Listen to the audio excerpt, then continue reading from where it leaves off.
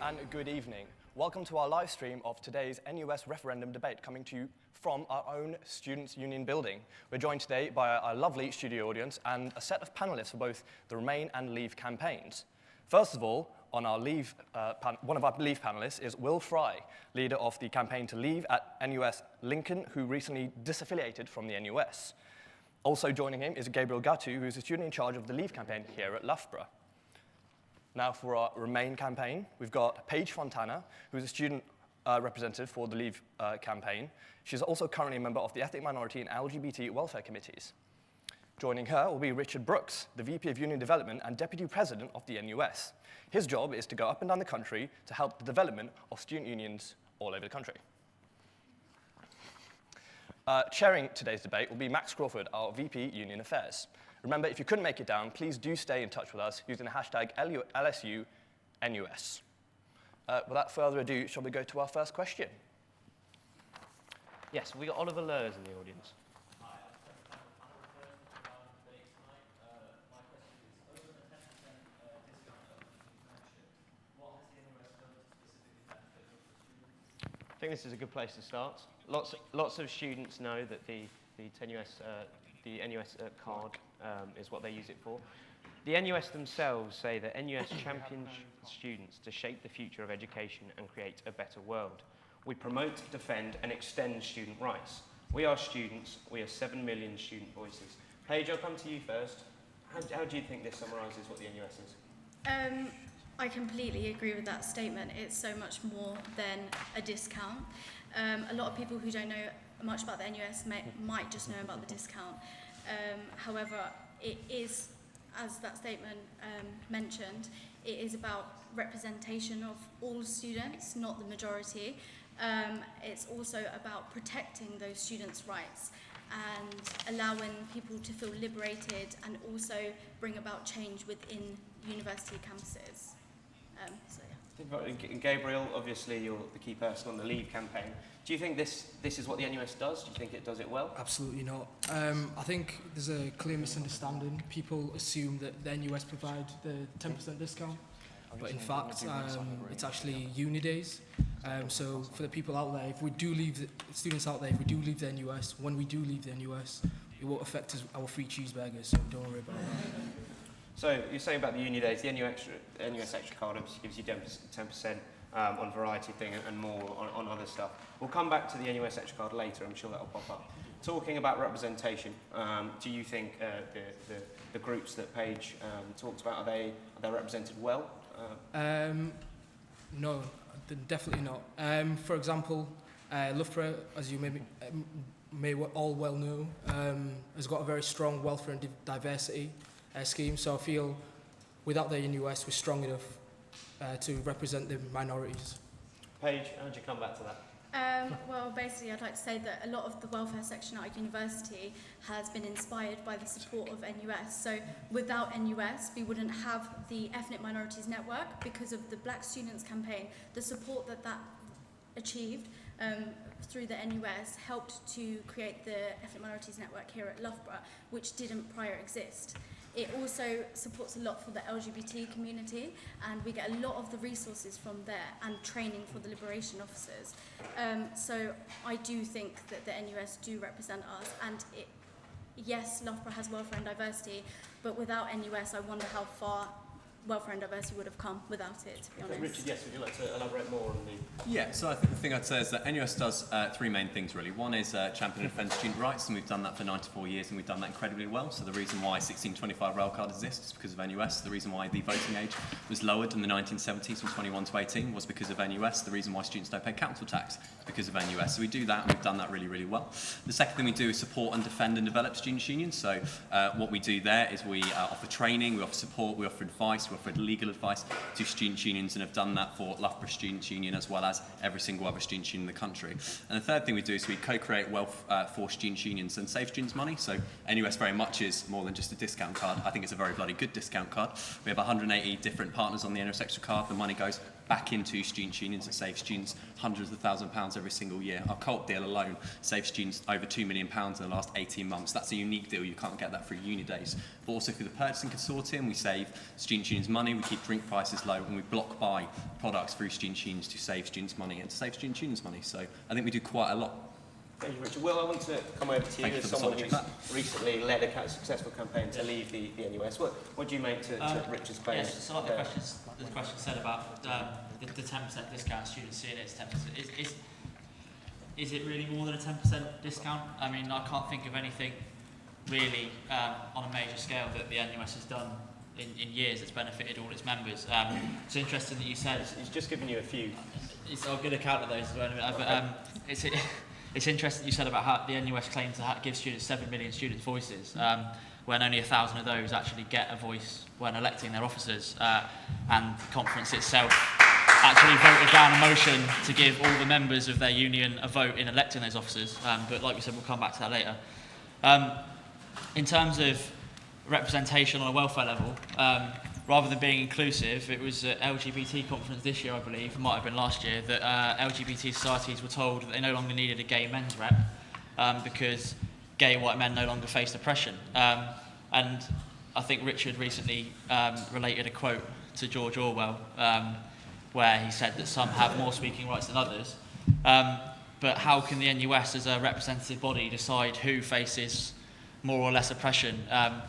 In a union that allows people to self-identify, and that's really great, and championing, pushing people forward to have a better life, they're actually telling people that they're no longer oppressed when they may be feeling oppression and they no longer need representation. So, Okay, thank you, Will.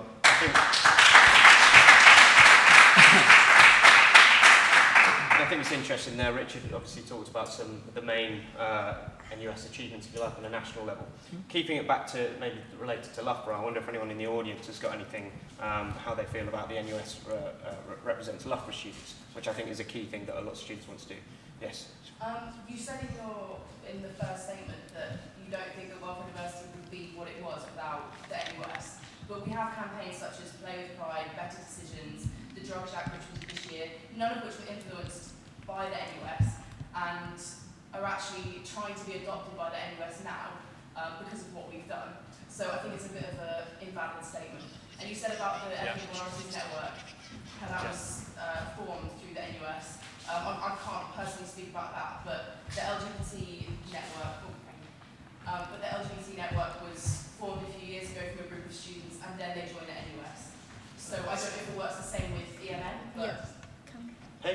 Yeah, so as to my knowledge, obviously I came when welfare and diversity was already established here at Loughborough, but to my knowledge, LGBT was the only association before the NUS affiliation.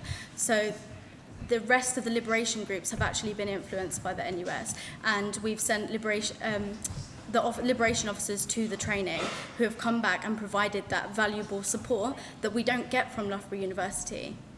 And so, yes, it is the case with ethnic minorities that it was influenced by the NUS. So, yes, we have successful campaigns here at Loughborough, and I'm not denying that they are very successful. But would we even have these associations in the first place without NUS? Do you think from a, obviously, if you, like you said, they created them, do you think there's a case of times changing? Now we've come beyond the point where we need NUS and we've got such a good grounding that we can go by ourselves? I think it would be foolish to take a certain amount from NUS and then think we can go it alone. I think we're far from that, and I think that the minorities here at Loughborough do need the support from NUS, maybe not the majority of students here, so I'm talking sort of white, male, middle class, which is, you can't argue that is the majority here at Loughborough, but the minority groups here do still need that support, and I know that firsthand, identifying as 3 minority groups here at Loughborough, and personally without the NUS support, I don't know, I wouldn't feel comfortable being supported by the union alone. So.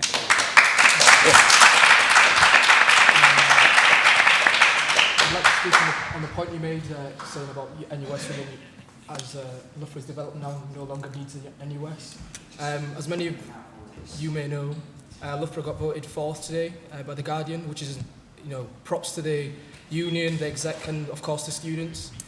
And I feel the other universities above us, Oxford, Cambridge, and St Andrews, are all having referendums in the same boat as we are, St Andrews are no longer part of the NUS, so it's a current trend that the top universities simply do not need the NUS. Okay, thank you.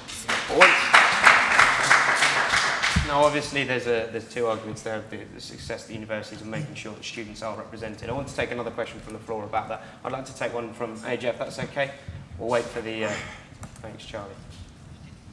This isn't a question more as like a rebuttal.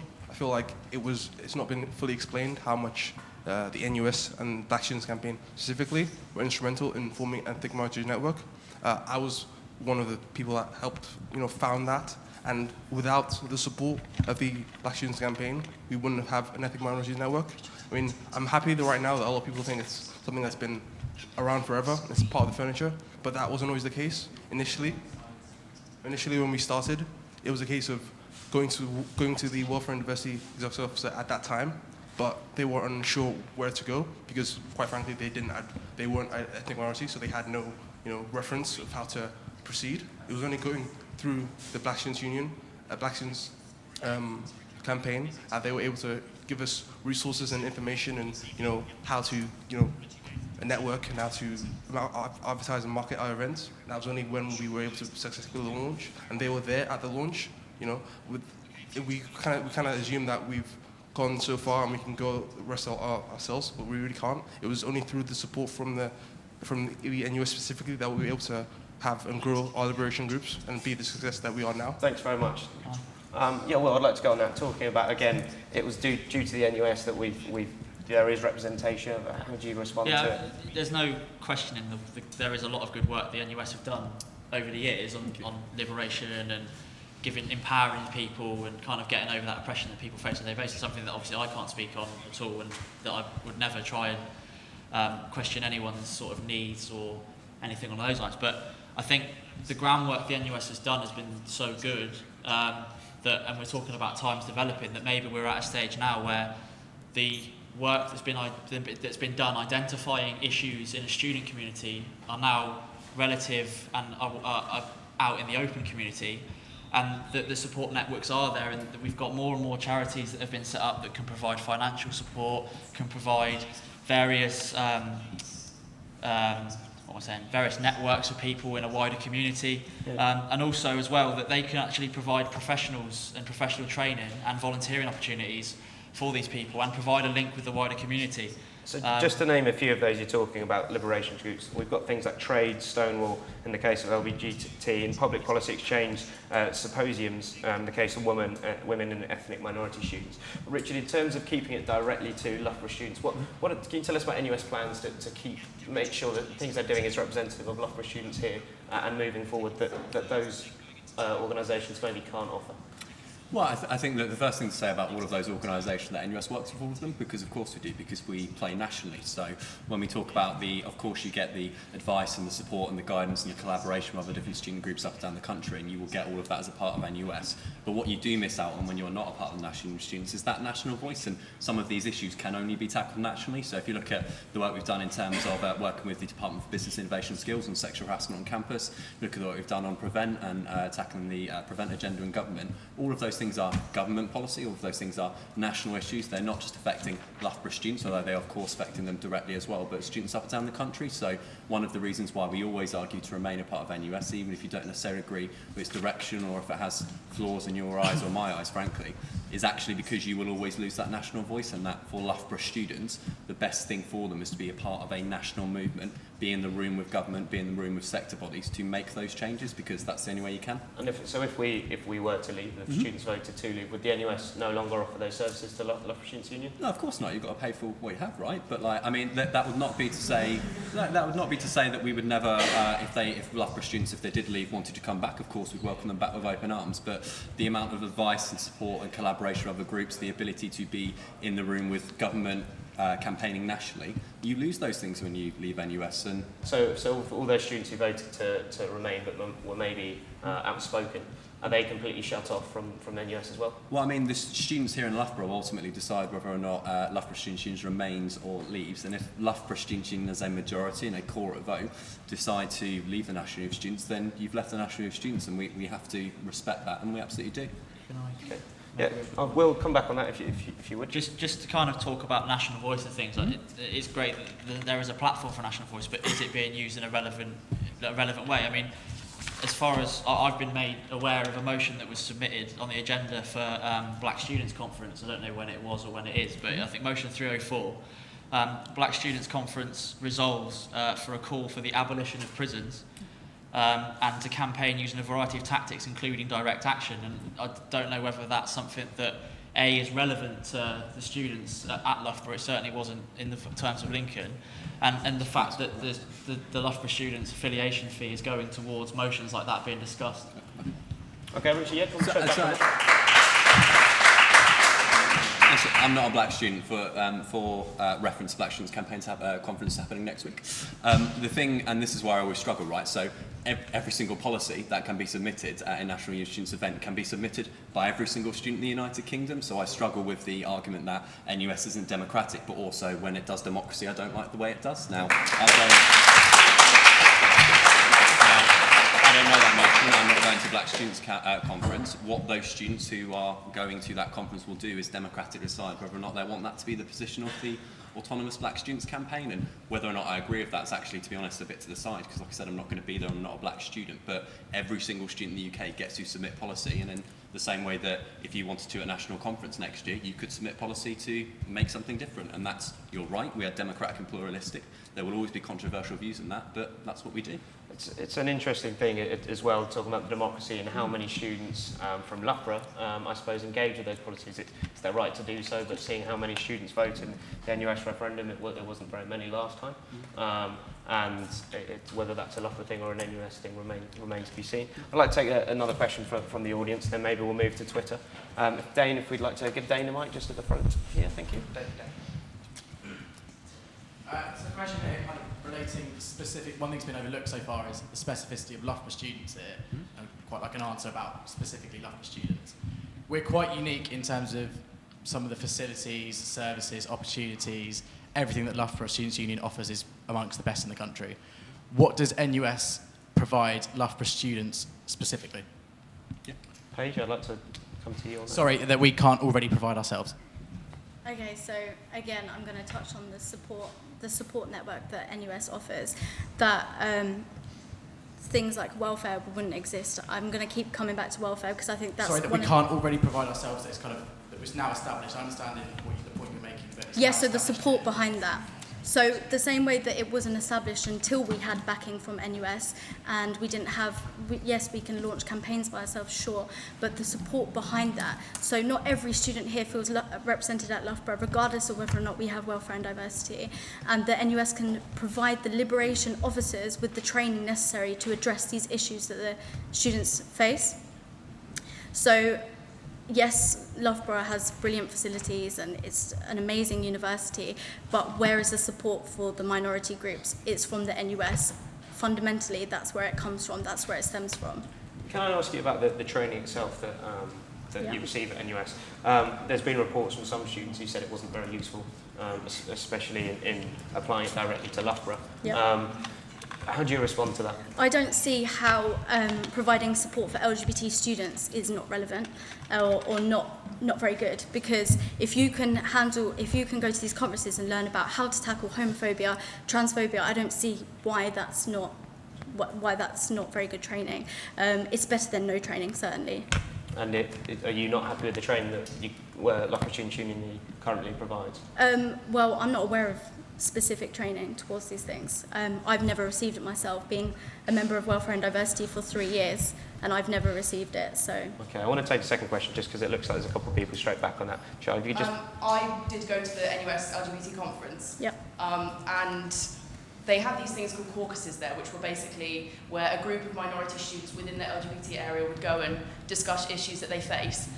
I was the only delegate that went from Loughborough because of the price that the conference cost us, and we didn't have the budget for that. Yep.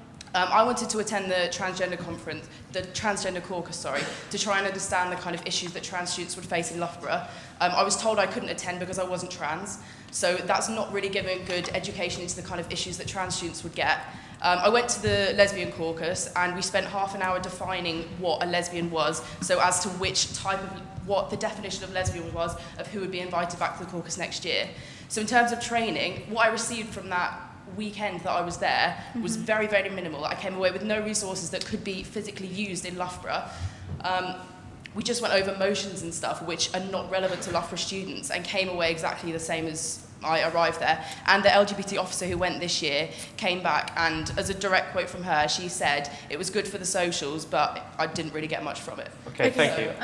Come back in that quickly, and I want to I'd get just a like to response ask from this side. why the motions were relevant to other universities, but perhaps not to Loughborough.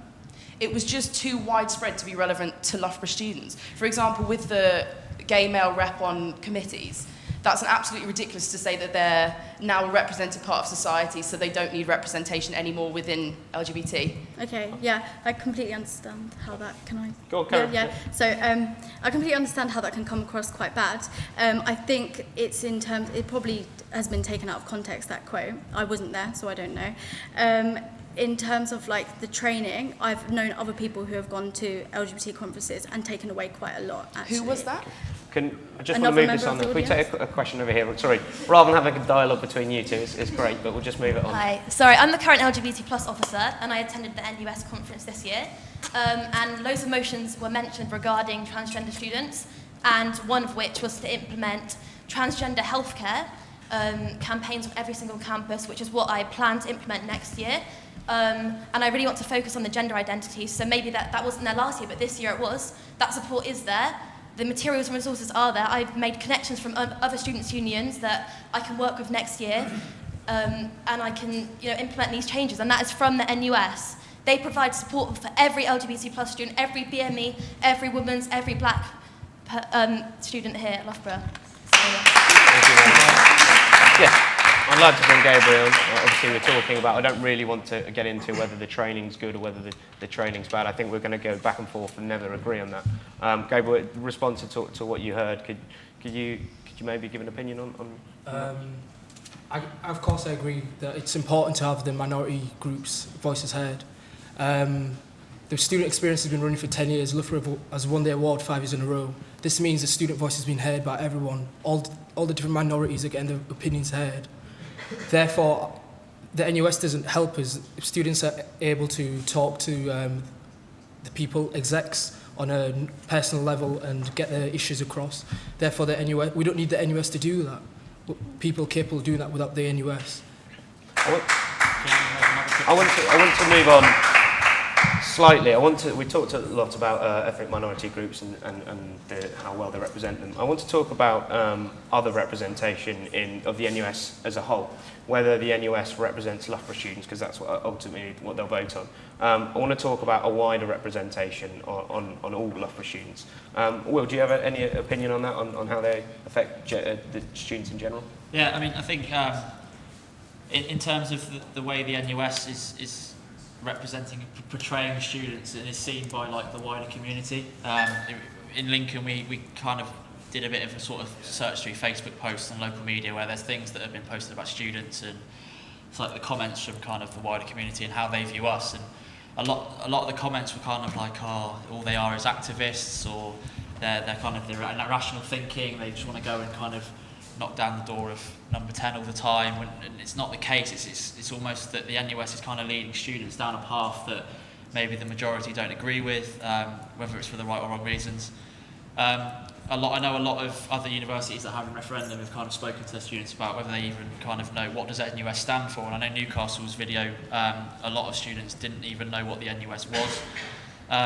And I think that the main argument that we made at Lincoln was that despite all the campaigning that goes on, and I think it was the disabled students officer for NUS last year put a post on Facebook this year, maybe it was, saying that she was tired of watching weak priority campaigns that fail to represent oppressed students whilst the education system's falling apart. And I think that's the main point, is that as a student myself, and I know the same will be the same for Loughborough students, I'm still paying £9,000 a year for my tuition fees, and that is only on the increase. And it just doesn't seem that the main priority of NUS, surely that should be the thing that they're fighting all the time. It just doesn't seem to be the forefront of the NUS's campaigning, and I have heard very little about what they're going to do to make it easier for students.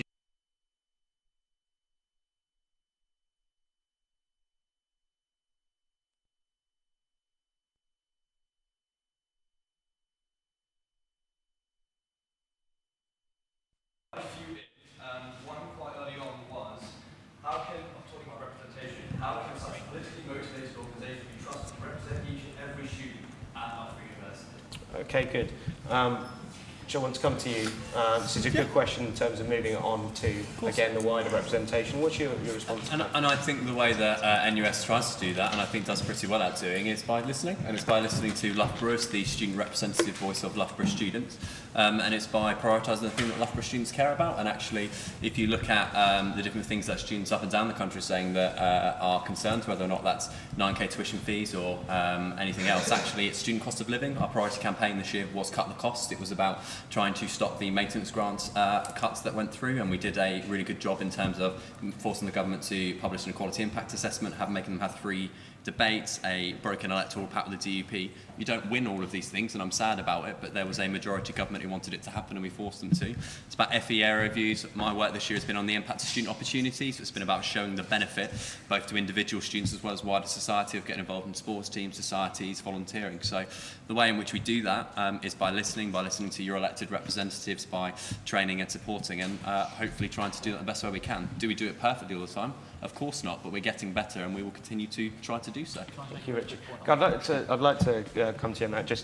I want to say that the NUS, clearly, as Richard said, they have done a lot of things that will benefit Loughborough students over the time. I don't know if you want to dispute that. Yeah, no, it wasn't so much disputing that. It was the point that Richard just made about listening to students' concerns. Since Lincoln's disaffiliated, all we've heard from the NUS is that we've made a mistake and that our students are wrong and that it wasn't democratic and we need the one voice. At no point has anyone kind of sat down and gone, but why have you left? Why? What are the reasons? Why are you upset? It all seems to be, now is the time to be strong in unity. Now is the time to have one voice. It's not been, they were all down in Exeter campaigning, but no one that I'm aware of came and spoke to our students or campaigned to our students during our affiliation campaign, and that's the real point. Max, can I just come back to the three things there? One, we didn't come and campaign with your students because your students' union didn't allow us to, and that's okay, like, it's your students' union's rules, but please don't hold me to account for your students' union's rules, which I respect. Number 2 is that I've been speaking to your president-elect and trying to understand the concerns in which she has and other people have about NUS, and I respect them. A lot of the times I share those concerns, but my argument has always been, if you want to change something, be a part of it. And the third thing is, if you look at the press statement we released, which I helped write, one of the things we have always been saying throughout this entire thing is that there are legitimate concerns about NUS. I share some of them. We will always say that if you want to be involved and change things like the democracy, we're having a Democrat review this year, student issues, we're launching a new strategy. You should remain in the game, good quote by the way, good Twitter, and you should be a part of that national movement. So we absolutely are listening, and that's absolutely why I'm here, to understand your concerns and try to address them. Thank you, Richard. I'd like to go to a question at the back at the right, if you would. I just wanted to go back to the fact that apparently middle-class white males can't be oppressed. I happen to also be Jewish, and I am left now with an organisation that not only doesn't represent me, but actually is actively speaking out against me, using words like my population in Birmingham University is actually, deemed a problem. So it's not I'm not being represented, I'm actually being actively outcast by the organisation that's meant to be representing me. Okay.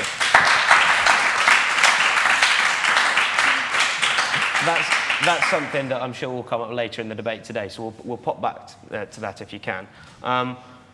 Going again on this representation and talking about national and issues and things like that, Gabriel, how easy do you think it is to get involved in some of the democracy that Richard talks about? As a Loughborough student, have you been able to voice your opinion on that? Not all, no. Loughborough, as in students, have not had a chance in voting on the new NUS president, who represents all the students. 1% of students voted in the election for the new president, meaning that's less than the 1,000 that voted in the LSU elections alone. Therefore, I don't feel she represents, or the NUS represents the views of the students, because they simply don't give the students an opportunity to share their opinions. So their voice. The current motion is, in terms of electing students, isn't a one-for-one vote. It's the NUS delegates.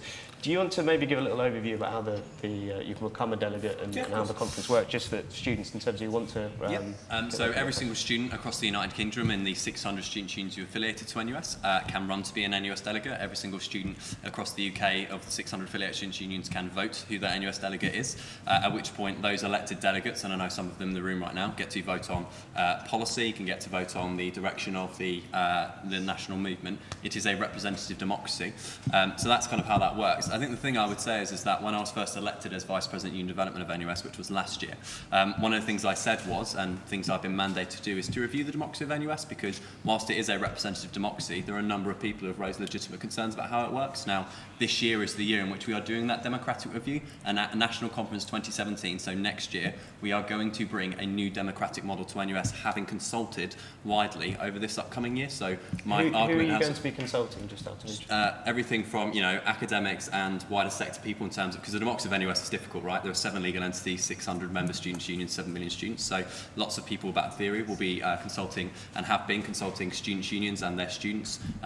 You know, everything from So staff members. will it be a similar thing of elected students are then given their opinion on how the conference works? Or No, will you be well, I mean, putting we've up already done a fair amount of that already. I think one of the things we will absolutely be doing is just doing an open consultation, and that's like going to every single person, what do you think? And I'm very happy for that to happen, to be honest. Like, I think one of the things the referendum campaigns have taught me over the last couple of weeks is that we should throw the net as wide as possible and let whatever people have to say come in, because it has to feed into the process, because we need to improve, and we can only do that by listening, and we're absolutely committed to doing so. Okay, thank you. Very quickly, Will, so what do you think about the national conference, how it works? Do you think it works well, or? I think that for an organisation that prides itself on inclusion, and I think when we came away as delegates, we felt that we weren't included at all. We didn't feel inclusive. The one member talking about reform in the NUS, that you have to be part of it to get reform. I mean, there have been plenty of reform attempts in the past that have failed, like the one member, one vote has fallen several times. Setting up a committee to scrutinise officers is one that I was made aware of that again fell. And I just think the way conference is structured, that the way that it kind of goes on about being a safe space and being respectful of each other, and then you've got NUS officers standing on stage saying during their election speeches, David Cameron needs to watch out because Jeremy Corbyn's about. And it's things like that it alienates students that maybe don't have a left-wing view or aren't Labour supportive. And we have to remember that a lot of students aren't political, don't support Labour, and it seems that there's a lot of times that people are kind of against the Tories. And yes, there's issues with the Tory government for students, but we need to be respectful of the fact that some students have beliefs that are kind of that need to be respected as well in that environment. I want to take just welcome to ask you the last few questions. They won't get answered on this, but just to still voice it. If you want to take a question from the front, and then we'll take one more from Twitter, and then we'll wrap that up. So, I'm a student representative within our athletic union, and I have to represent our clubs within the university itself. And I make sure I keep in constant contact with all our clubs. I visit their training sessions, fixtures, and I do that as often as I can. Could you please tell me why not one leader of the Liberation campaigns makes regular visits to Loughborough? And you claim to be really passionate about all these campaigns, but within the last 18 months, no one came. And on top of that, how can you claim to stand up for our students, which you don't seem to actually take an interest in and know anything about? Okay, thank you. I want to move it on now. If you've got your remotes, you remember you've got your A, B, and C. Someone will probably remind me about Remain being A, Leave being B, and then if you're not bothered or not sure either way, then that'll be C. So I think now hopefully it'll work. If you all click a button and let us know how you feel, and we'll get the results on there. Rahul, have you got any tweets for us so far? Yeah, so sticking with representation, a lot of discussion's been about LSU as an organisation. I've had a question here from Ricky Boucher. What are the benefits to me as an individual student of both staying and leaving rather than as a students' union? Okay, thank you. I think that's echoing a lot of what's been talked about, the representation of students. The next question is from Ria Shah. Have we got Ria Shah here? Thank you. Do you want to read out your question for us? Can we get a mic to her? Thank you. On average, how much money has the NUS saved, like individual students, like on average, do you know? Okay, this is... So on average, how much money has the NUS saved, like through these discounts and stuff? Yeah. The individual student, has it actually made a difference, or? So just to summarise that, a lot of about what students want to know is, and how much money will it save us, what can we spend the money on? Just for the purposes of all students out there, the subscription, the fee is £43,704 that we pay in the year, and it's possible it rise a little bit. We spend about £2,000 on NUS democratic events that we go to, which we receive some money for, and £5,000 in hybrid training networking, which obviously we get things back for. Richard, will go to you talking about the fees. I'll talk about individual students and then student unions. So for individual students, through things like the NUS Extra Card, which, like I said, has got a lot of exclusive deals, it saves students close to £100 every single year on average from when they have the NUS Extra Card.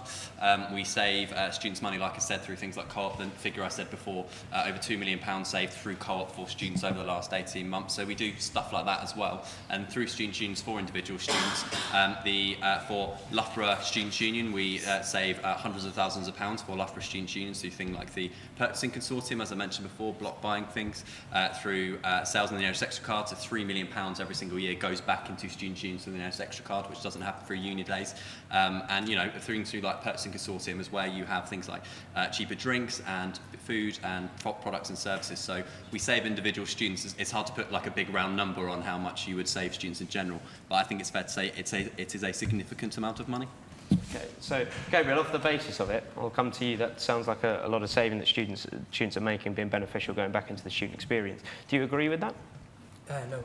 Obviously not. I thought you might. Obviously not, yeah.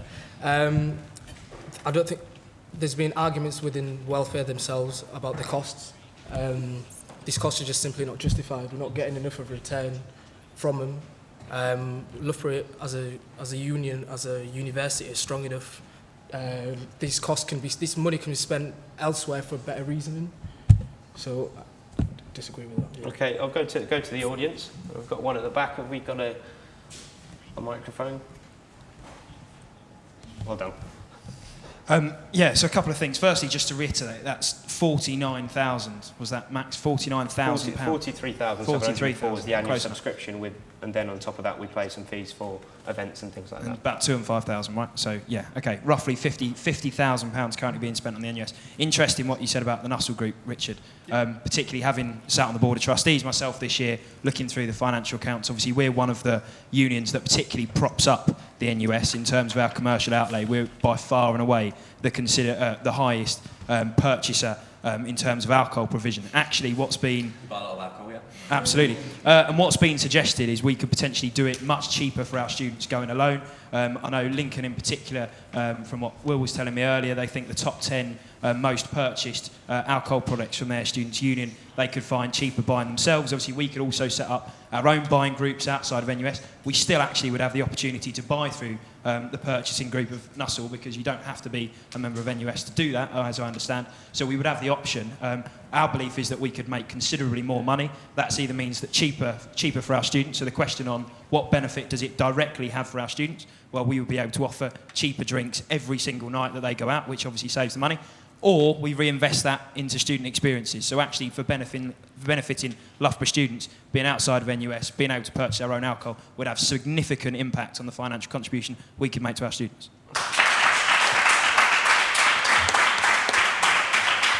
Thank you, Luke. I think it's only fair to go back to Richard on that, and then I'll give some figures that I've got as well. Of course, yeah. So the big 43/50k number is a big round number, and I always find it to be a bit of a red herring, because we have seen in every single student union where we've done membership benefit statements for every single student union, pretty much there is a net benefit. So in terms of purchasing consortium through NUS Extra Card, through all of the services and offers we provide, because it's not just about the things you buy through the bar, but things like legal advice, things like training, things like support, those things are subsidised by NUS. They don't come at cost price. We subsidise them for students' unions. So actually, you do have a net benefit. The thing I would say on the Loughborough bit is, no one is saying, and I'm not stood on the stage saying that, if Loughborough University, SU, left NUS tomorrow, it would be like the end of the Return of the King. The entire thing would come crumbling down. Of course it wouldn't. What I am saying is that there's a benefit to Loughborough University Students' Union and their students. And actually, when you talk about propping up NUS, what I think we should be talking about is that the largest 20 students' unions up and down the country, the Purchasing Consortium, I was president of a students' union who was in that bracket.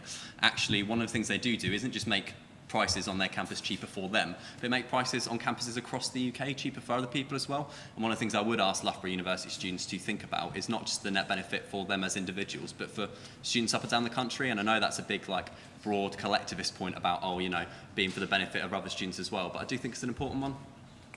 Thank you very much. Remember as well, if you haven't already voted on your buttons, remember to make sure you voted in that. A key figure that I've got as well, I spoke to some of our, shall I say, financial experts at the union, and just a few things to consider. Talking about some deals that we could get by ourselves without NUS. We've got some are great that the NUS does, saying draft beer and soft drinks. Some would we be able to match or improve on. A significant factor to consider is that there's someone at the NUS working to get these deals for us. We'd then probably have to pay a member of staff between £20,000 and £30,000 to get that staff to work on those deals for us. So there is also some cost that we'd have to pay to a new member of staff. But in terms of the trading that we've got, the offsets are pretty much minimal. We go through another question. There were some hands up there. Yep, if we'd like to go. So overall, would you be able to just simply answer in terms of money coming in and coming out? Will Loughborough save money by leaving the NUS? Because you were saying before that we've got to think of more of the students. So what you're basically saying is we're subsidising other universities. We're not talking about the NUS about the other universities. We're talking about whether we want to stay. If we're looking for our own benefit, technically you are saying that we will save money, which can then mean we can invest more into other things. Or are you saying that if we leave, it's going to cost us more money? I want to say as well, yeah, I just want to say as well, obviously the cost thing as well we've got to think about is not the pure cost, but what we get back from it as well, and the money, some of the money we spend, get some training back. Whether that's worthwhile is another question. We invest it ourselves. The amount of money we would save by leaving the NUS, could we pay for that all ourselves and still end up with saving more money? We'll go back to Richard. I think that comes back to the training representation again, whether it's good enough, whether we'd be better, which we touched on earlier. So sorry if I wasn't clear before. So let me be. It is to the benefit of Loughborough University Students' Union financially. You would lose money by leaving NUS, as well as other students' unions as well if Loughborough left NUS. So in terms of my point, it does directly benefit Loughborough University Students' Union by remaining a member of NUS. Every single student union up in the country keeps talking about the big affiliation fee figure. What I keep saying over and over again is the savings to the purchasing consortium, the money you get back in NUS extra cards, the subsidised cost in all of the things and training support that you have would cost you more money if you left. So you would not benefit financially from leaving NUS. Hopefully that's been clear. Okay, thank you. So, an observation that I'd like to make is that you can talk about beer money if you want, but as a national body, did you say that the NUS had negotiated for students not to pay council tax in the past? Yeah, but that's an example. It's an example of, as a national body, and looking at tuition fees, without a large national union fighting on our behalf, that's going to go out of control. So you can talk about your weekly beer money, or you can talk about thousands of pounds being, at risk by not being a national body. Thank you. I think we'll go directly back to that from a point or question over there. Have we got a microphone anywhere? Thank you. And then we'll probably go to Twitter after that. With regard to saying the NUS is fighting for students, did the NUS not give up fighting the raising tuition fees in exchange for some small victories? Because that is something that was released in the press a while ago. And if it's completely untrue, why did the NUS not write in and get those statements retracted if they were untrue? Sure. Okay, Will, I'd like you to maybe answer. I don't know if you've got anything to add to that. I'd just go back to my point that I think that in terms of Loughborough, we're talking about Loughborough students again, and obviously coming from Lincoln, it's not my kind of area, but in terms of directly to students from the Lincoln side of things, that Richard raising about saving money. I've been at university for 3 years and never had an NUS card, never paid for an NUS card, but I've been able to get the same discounts because students are kind of viewed as a group now anyway. I don't think we need the NUS representation to be seen as a wider group of people. And I think that if things did, like important issues did come about, like council tax, if the government tried to start charging students council tax again, then the students would rise up against it. It's not that we need to have all this kind of drama and overhanging body to kind of protect the main issues, because as far as I'm concerned, the main issue is that I'm paying £9,000 for tuition fees, And that's something that was almost given up by the NUS for a small victory. Okay, thank you. Go straight there. I'm sorry, you can't have it both ways. You can't say we're non-political and then say we suddenly rise up if tuition fees are raised. You know, it's kind of ridiculous. You said that, you know, the students are non-political. We don't care about whether people conservative or Labour. And then you said that we'd rise up if Council Act was suddenly imposed on us.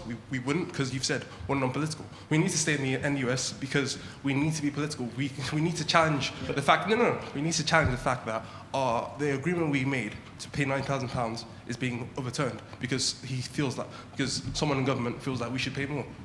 So you can't have it both ways. Either we're political or non-political. You can't waver between the two. Whether Please come straight back on. That's fine, and I appreciate what you're saying. Sorry if it's caused any confusion. My argument is that we're at conference. It's a very sort of Labour supporting left-wing feel about it, and that's when we're having a massive go at the Conservatives for the tuition fees and cuts that they've introduced on us. But was it not Labour in the first place that introduced the tuition fees? And if we do support this Labour government and get the Labour government back in, and we don't get the free tuition, are the NUS just going to almost sell out students again for more small victories? Is the point that I was just trying to make about it. Okay, Paige, let's bring you in. Yeah, so I just wanted to say something on that. In terms of whether you're Labour or Conservative, I think it's irrelevant. If you don't agree with the rise in tuition fees, why would you not be in a national body where you can perhaps change that in the future, especially with the talks of grants and loans already have been tuition fees have already been increased. Why would we not want to be part of that national voice where we can perhaps change that in the future? If you're not happy about it, we're not going to change it as an individual students' union. Thank you. Have we got any tweets from Rahul to bring in now? So we've got one from Rosie McKenna. Without a national body to lobby on national campaigns on national issues for students, our voices will be weaker. Okay, Gabriel, how do you respond to that? Can you repeat the question, please? Sorry. So without a national body to lobby on national campaigns or on national issues for students, our voices will be weaker. We don't need the NUS to communicate to other universities. Alone, we've got Will here from Lincoln. We've communicated to get him here without the help of the NUS. So we're capable of communicating with other universities to unite to combat that. Okay. Hey, do you want to come directly back to that? Yeah, it's one thing getting Will from Lincoln, and I'm happy that you're here to take part in this debate. But it's another thing communicating with a whole another union. Like, we can bring people in, the odd person, but communicating on a level with other unions around the country is sort of like quite difficult to manage if you're just one union.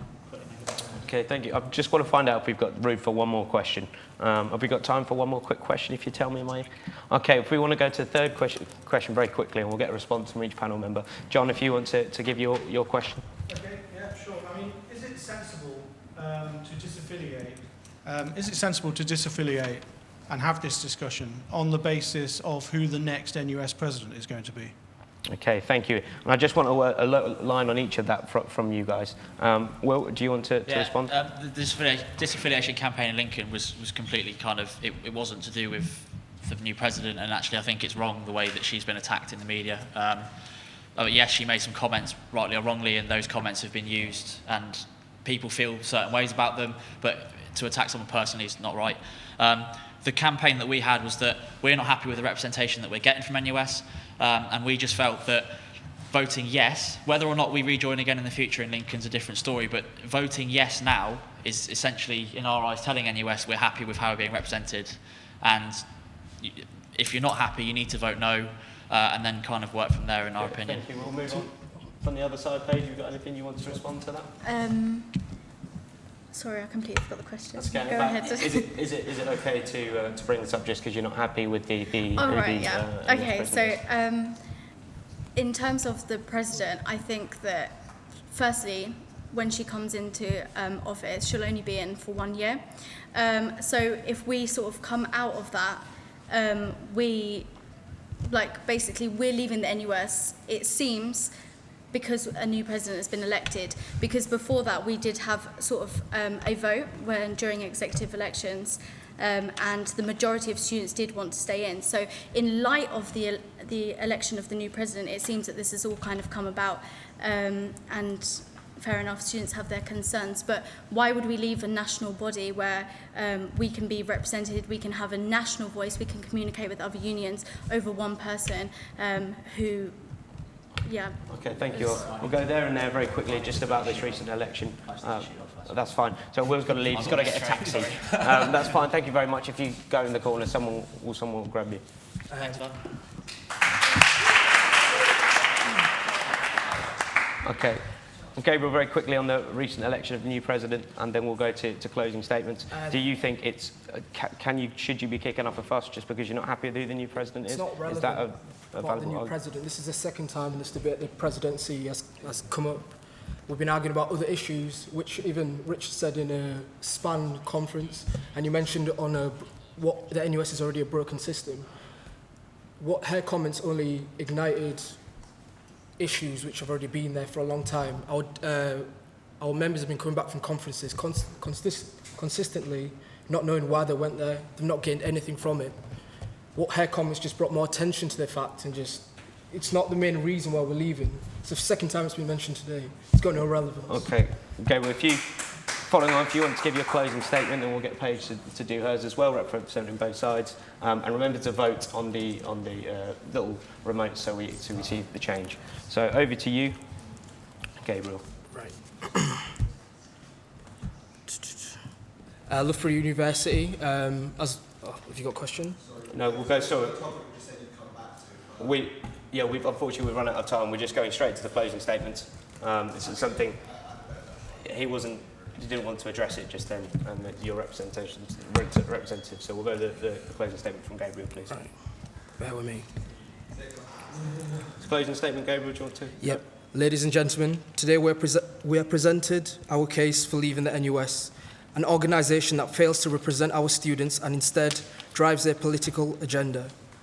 An organisation that subsidises the cost of alcohol to other student unions by charging them as more than we would pay if we were alone.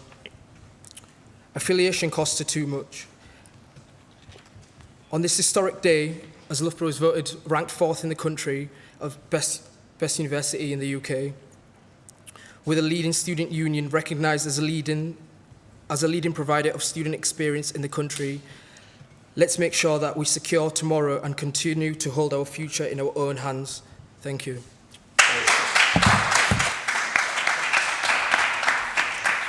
And finally, a closing statement from Paige representing the Remain. Yeah, so I encourage all Loughborough students to think about the whole student body, not just the majority. If you feel that we need representation, then let's represent everybody. Let's represent the ethnic minorities. Let's represent the LGBT students. Let's represent the disabled students. Let's represent all the people that might be underrepresented here. I feel that the only way that we can do this is by remaining affiliated with the NUS. Talking about costs, can we really put a price on equality? That's up to you. And I think that we should remain to make sure that we can implement change. If we want change, then let's remain and help that change come about.